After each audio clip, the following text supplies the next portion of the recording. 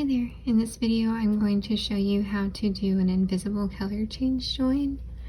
So the first thing you do is remove your hook, and then you're going to insert your hook from the back side into your stitch. In this case it's a chain space, and then you're going to put that loop back on the hook and pull it through that stitch.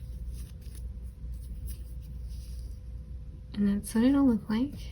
And then we'll add our new color. Just pull it through that loop and then pull that loop tight. And now we have our new color, and we can continue working around in that same stitch where we did the color change. I hope you found this helpful.